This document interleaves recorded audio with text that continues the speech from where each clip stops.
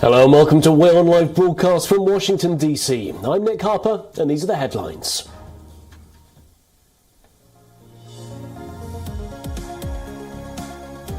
The UN Human Rights Council agrees to monitor the rights situation in Russia, marking the first ever resolution focused on violations inside the country.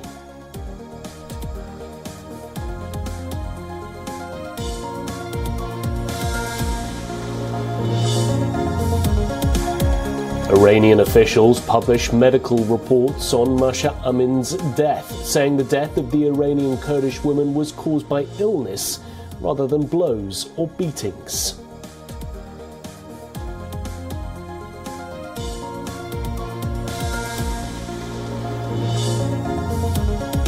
The US imposes new sanctions following North Korea's latest missile launches, targeting a fuel procurement network that Washington says supports Pyongyang's weapons programs.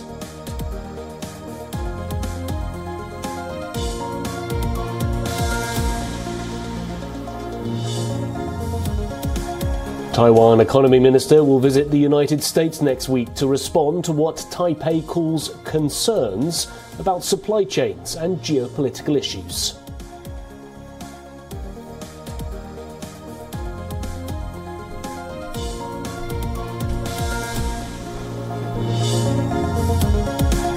Meta warns 1 million Facebook users have been exposed to seemingly innocuous smartphone applications designed to steal passwords to the social network.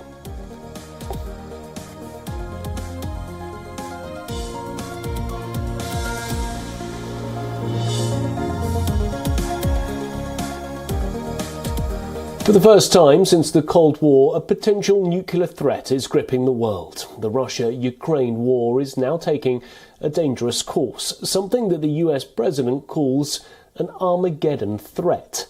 Joe Biden referenced the Bible to describe the current volatile situation. Armageddon is the prophesied location where the last battle takes place. Biden has compared that location with today's Ukraine and warns of an attack that could destroy the entire world.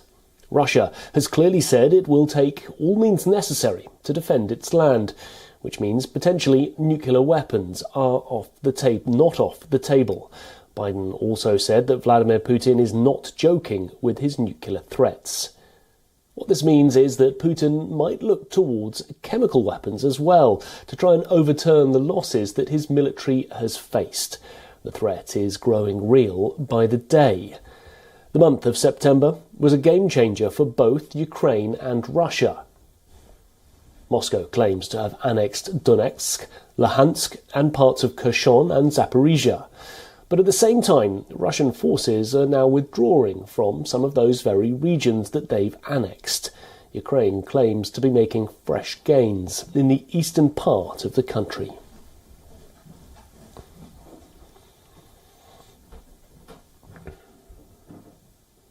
Well, for more on this, Edward P. Joseph, a foreign policy analyst, is joining us live from Montenegro. Thanks very much for joining us on the show today. What do you make of President Biden's latest comments? I think that they're prudent and effective, and I think that they've been well thought out with his advisors. We have to remember those two key points that he made about Armageddon and about Putin not joking. In a way, those advance deterrence, which is what this is all about right now. First, by saying not joking, President Biden doesn't put Putin into a corner. He doesn't put Putin into a situation where Putin has to say, imagine Biden had said he is joking. Biden doesn't put Putin into a situation where he has to prove that he's not joking, where he has to make some demonstration that he's not joking. So by saying that, in a way, President Biden relieves Vladimir Putin of the need to back up this threat. He shows Vladimir Putin, we take you seriously. We take your threat seriously. You don't need to prove it. On the other hand, by saying Armageddon, what does he signal to Vladimir Putin?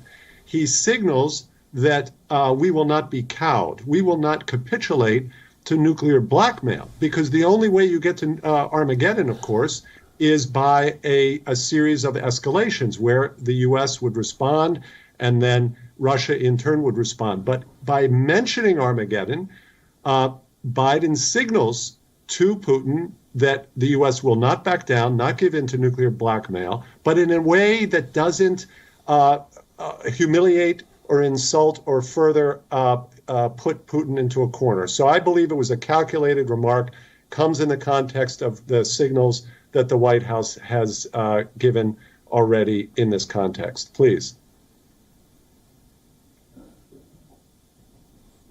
Yeah, certainly dire warnings there, but what course do you think the war in Ukraine could now take? Obviously, President Biden has put those warnings out there in response to President Putin, but where do you see things going as things stand at the moment? Well, obviously, even military experts like General Petraeus and others do not make clear predictions about developments on a dynamic battlefield. There's no one who can say for sure that Russia will collapse or this course of events will actually happen. But at the moment, and in the context of the nuclear threat, which of course Putin only made because he's losing, he's suffering setbacks on the ground, very serious setbacks. So the strategy of the United States and its European Union and NATO allies is working. The U.S. and its allies are supplying Ukraine with the type of weaponry that it needs, particularly this long-range artillery, very accurate and mobile artillery that is devastating Russia and making it very difficult for them to hold the ground that they initially claimed. And now the momentum has changed. And Russian forces are being forced to, as in their words, regroup, actually retreat, and in some ways not in an organized fashion. In some areas, there are reports of even panic. These are soldiers who are in many cases not very well trained, and of course their morale is low. But on top of this, Russia is running out of materiel, manpower and materiel, and that's where the sanctions come in. The sanctions make it incredibly difficult for Russia to sustain the war effort on the materiel. And we see Russia turning to countries like Iran for drones. And here we come, if you'll allow me, we come to the question of nuclear weapons, the use of tactical nuclear weapons by Vladimir Putin. If he does that, he risks losing the most critical support that he has, and that is from China. Also, I'm sure India would immediately remove any type of support or even ambivalence about the Russian invasion in Ukraine in that case. So Putin, the threat, President Biden takes it seriously, but it's not a threat that Vladimir Putin can execute very easily. Please. Edward P. Joseph, foreign policy analyst, thank you so much for your time today and your analysis.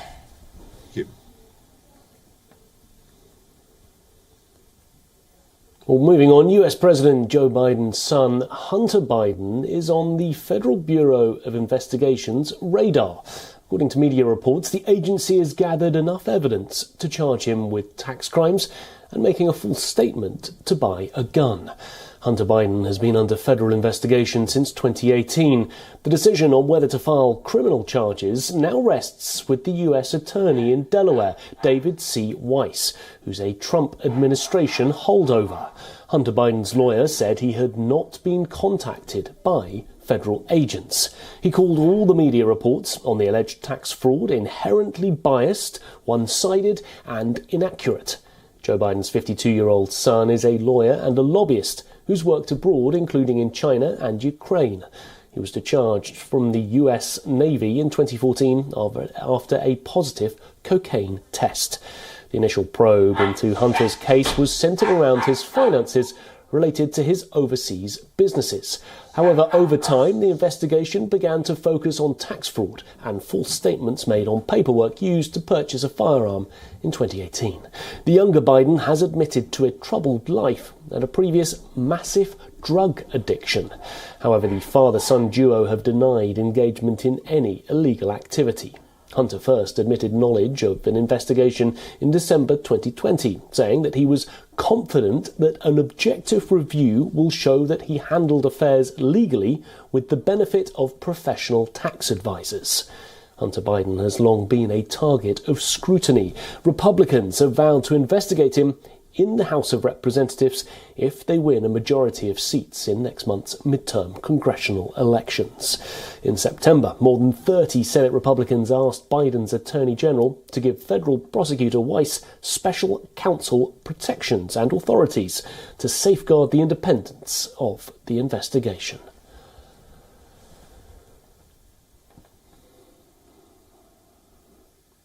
For more on this, Susan Tarani is joining us live from New York City. Susan, how should we interpret this latest move? A step closer potentially to serious problems for Hunter Biden?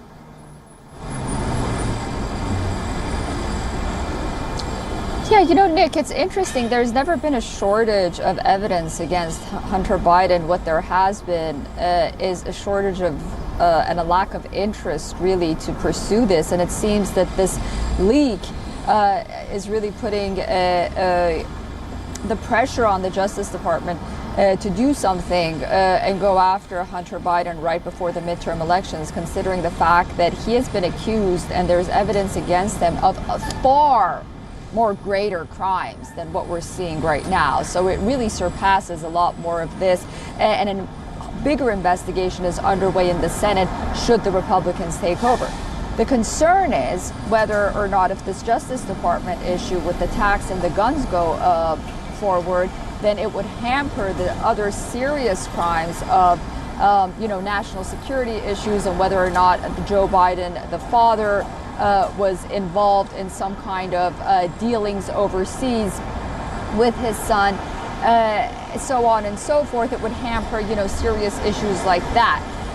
So we'll have to wait and see whether or not, how far this will go forward. But one concern that many have is that there is no talk of FARA violations, and those are related to the fact that why Hunter Biden is not registered as a foreign agent, considering the fact that as an American, for example, he's been working with China and Ukraine.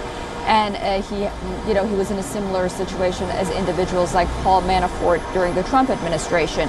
And without that FARA charge, then, a lot of the accusations leveled against him and a lot of those serious accusations and questions then will be deterred, and it will only be sort of financial charges, tax, gun issues. So, it's a little bit complicated, but I think many are concerned whether or not this is a deviation of perhaps bigger issues, since, the story has been out for a very long time.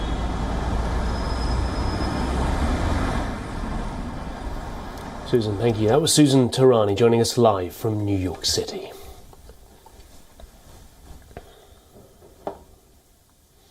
The US has taken its first major step towards decriminalising marijuana. All federal offences of simple possession of the drug have been pardoned. President Joe Biden is looking to change how the law sees marijuana.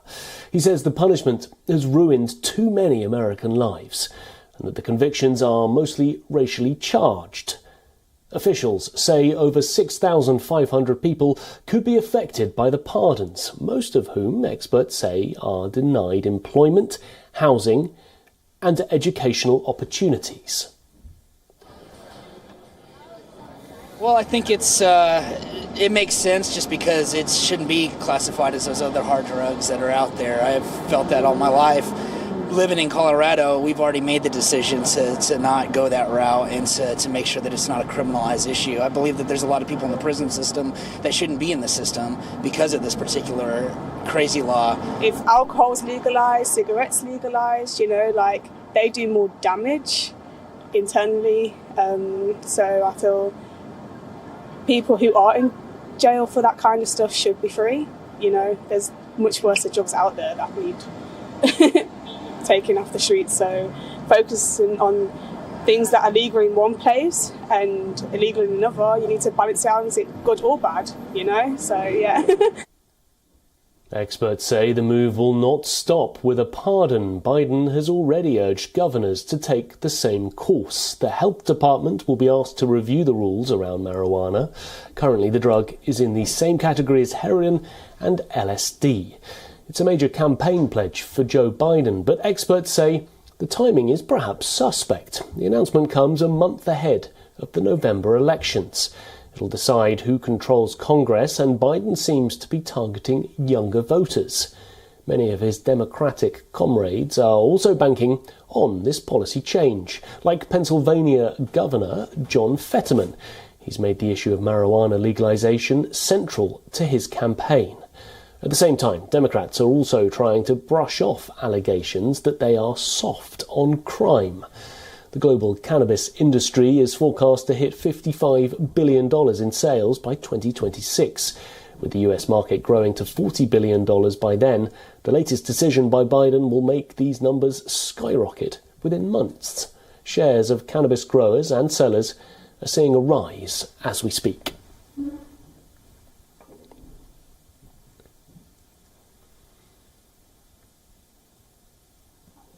The United States is reviewing various options regarding its relationship with Saudi Arabia. This after Riyadh and other OPEC Plus nations agreed to large cuts in oil production this week. US Secretary of State Antony Blinken did not specify what steps Washington was considering. President Joe Biden's administration, though, has been mulling a response after the OPEC Plus oil producers agreed to slash production, while the US has been seeking an increase in output. We've said all along that supply needs to meet demand, and we've been clear about that, and we've been working on that. And as you know, we've taken a number of steps over the last months to try to ensure that that's the case, including releasing oil from the Strategic Petroleum Reserve, increasing significantly our production. Oil production is up in the United States by about 500,000 barrels a day, and looking at other steps that we can take to ensure that there is adequate supply to meet global demand. On Thursday, Democrats in the US Congress called to slash military sales to Saudi Arabia. However, the Biden administration worries that decreased oil output could push up the price of gasoline right before the crucial November 8th US midterm elections.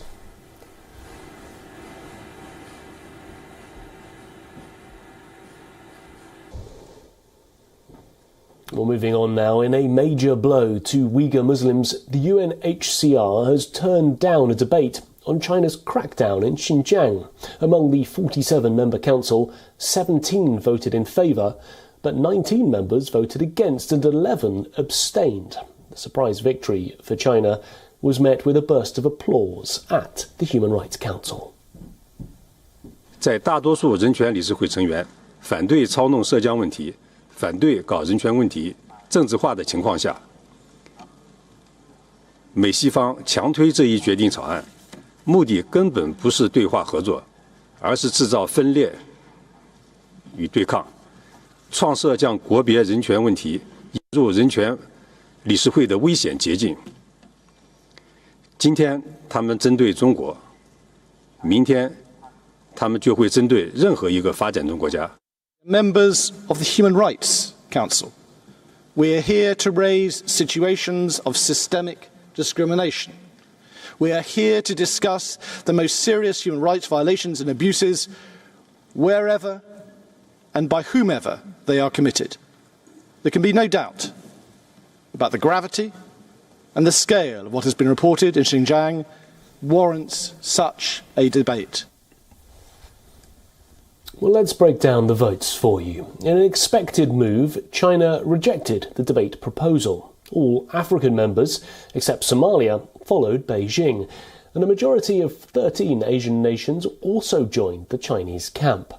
But what's raising eyebrows is that many Muslim countries have also said no. Among the 17 members of the Islamic Cooperation Organization, 12 voted against the resolution, like Qatar, the United Arab Emirates, Indonesia, and even Pakistan, which touts its fight for all Muslims worldwide. India is home to over 172 million Muslims, the second largest religion in the country. But New Delhi abstained from the UNHCR vote. Earlier, the Foreign Ministry had said that the debate is based on a UN report, so India doesn't want to comment on it. For years, human rights groups have been sounding the alarm over what is happening in Xinjiang. The Chinese region is home to millions of Uyghurs. Data suggests, though, that most of them have been kept in detention camps. There are frequent reports of torture, rape, even deaths. The West has gone as far as calling it a genocide. However, China has maintained that they are just re-education camps. It's important to understand that the rejection like this is extremely rare in the UN Human Rights Council. A motion brought in by Western countries usually gets a green light for discussion. This resolution was brought in by the United States, the UK, Canada, Denmark, Finland, Iceland, Norway and Sweden. The defeat is only the second time in the Council's 16-year history.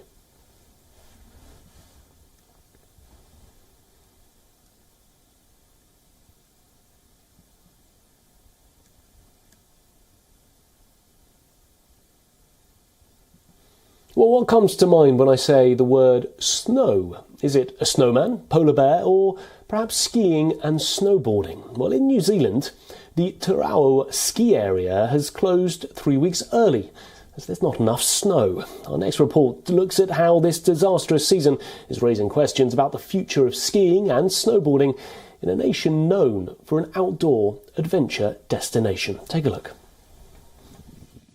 New Zealand's Te ski area should be a winter wonderland at this time of the year. Its deep snowpack makes it famous for spring skiing. But this season it's largely a barren moonscape with tiny patches of snow poking out between vast fields of jagged volcanic boulders. Yeah, so it's been a tough season so far. We've had some pretty decent snowfalls, but they've generally been followed by rain events, which has washed a lot of the snow away. So, and it's been a bit warm this winter too over the whole country, so we're really lacking that snow this year. The ski area was forced to close for the season 3 weeks earlier than planned. Its 50 snowmaking machines proved to be of little use in the balmy temperature. Climate change appears to be a significant factor after New Zealand experienced its warmest winter on record for the third year in a row. I would expect to see all of this being white most of the all of the winter season. We're coming into spring now, so the temperatures are increasing, so it would slowly retreat back up the hill, but generally this should be white at the moment. Yeah. The disastrous snow season comes after the previous 2 seasons were disrupted by COVID-19, leaving Te and its sister ski area, Wakapa, on the brink of bankruptcy. Rapeo Alpine Flights, the company which owns both areas, was set up 70 years ago by ski enthusiasts. It's exempt from paying company tax and is required to put in any profit back into enhancing the area. But there are no profits. Should the skiing areas be forced to close permanently, it would leave North Island, where more than 3/4 of the nation's 5 million people live, without any major ski areas. Oh, it's heartbreaking to see the weather like. You kind of move down here you sort of sacrifice 6 months of your life to commit to skiing, and when you do that and then you can't ski, it's quite disheartening and heartbreaking. But with climate change being one of the main reasons for the melting away of the snow from these mountains by bringing in both extra warmth and rain, one can only hope for a better snow season next year and expect that changes in our activities will reduce the carbon footprint and will help in reversing the worst effects of climate crisis. Bureau Report WION, World is One. Well, it was supposed to be a surprise Yeezy show at Paris Fashion Week, but it turned out to be a bigger surprise than expected when Kanye West walked the ramp wearing a White Lives Matter t-shirt. Controversy's favourite child is again making headlines, but for a different reason. Sneaker and clothing maker Adidas said it is reviewing its relationship with the outspoken Kanye West, sending shares of the German sports company lower. The stock fell as much as 3% in early Frankfurt trading on Friday, approaching a 6-year low. According to reports, the rapper has been publicly critical of the company and its CEO. In the past few months, West has used Instagram to express his disappointment with Adidas. In a series of now deleted Instagram posts, the rapper turned fashion mogul repeatedly called out Adidas for allegedly copying his designs, as well as not giving him enough control over his products and not opening up Yeezy stores, among other grievances. The German sporting sportswear, in a statement, said, and I quote, "After repeated efforts to privately resolve the situation, we've taken the decision to place the partnership under review. We will continue to co-manage the current product during this period. Adidas has always been about creativity, innovation, and supporting athletes and artists to achieve their vision. The Adidas Yeezy partnership is one of the most successful collaborations in our industry's history. We also recognise that all successful partnerships are rooted in mutual respect and shared values," unquote. West was quick to respond to the statement with an explicit post, adding, "I am Adidas." Adidas announced its partnership with West back in 2013. The rapper cemented his relationship with the German brand in 2016 to manufacture and distribute items from his Yeezy clothing line. The announcement from Adidas comes less than a month after West's lawyers sent a letter to fashion chain Gap to say he would no longer work with the firm. He accused Gap of failing to honour the terms of their deal, including by failing to open standalone stores for Yeezy.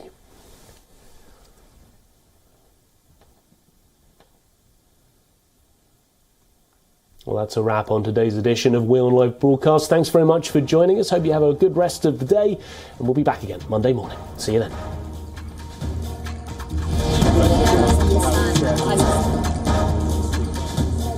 There are many other